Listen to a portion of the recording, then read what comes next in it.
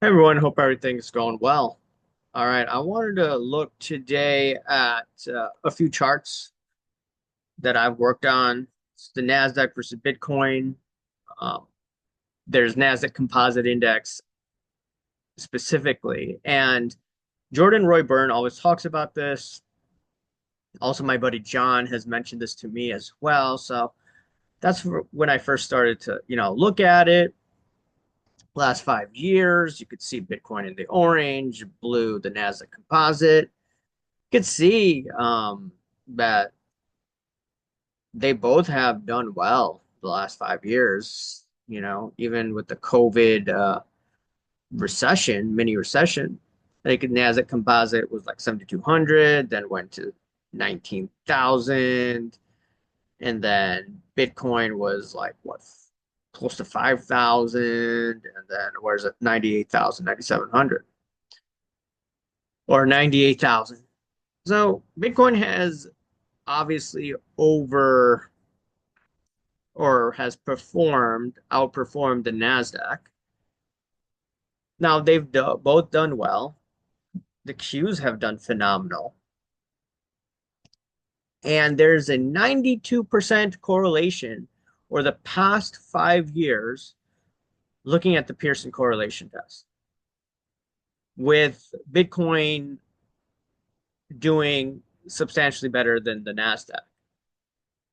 Some stocks in the Nasdaq have done phenomenal, don't get me wrong. So that's something to know. This is just a whole index basically versus Bitcoin.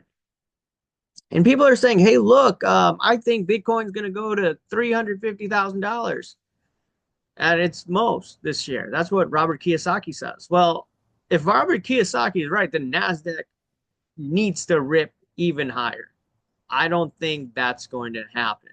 I think maybe Q1, okay, but there's a lot of headwinds in the economy, in my opinion. And there's also, I looked at the other day, the reverse repo market. I could put a title to this, is reverse RR versus Bitcoin. And if you look at um, December of 2022, there's an 86% correlation with reverse repos going lower from the Fed facility versus the Bitcoin price. So this goes down, Bitcoin goes up. And reverse repos right now is like 237 billion. This one had it like close to 473 billion year end, but this is 200 some billion. It's getting close to zero. And this has provided excess liquidity to our system, to our banking system, which has helped markets, in my opinion. What happens when this liquidity goes away? I expect problems in the system. And we saw when reverse repos um, pile up at the Fed, that's when liquidity is going out of the system. If it's going into the system, reverse repos is going down. So we're losing that cushion unless we see some sort of liquidity come from central banks in large amounts. I don't think there's that much room for Bitcoin and the Nasdaq to go higher. And if there's a 92% correlation in the past 5 years, I think that correlation will be intact. What happens to the downside? Nasdaq takes a huge dive. Bitcoin takes even a worse dive. This is not going to be pretty, in my opinion. So people are saying, okay, Bitcoin is like, power to the people and all that. Like, look, I know people get mad, they unfollow me, they leave nasty comments.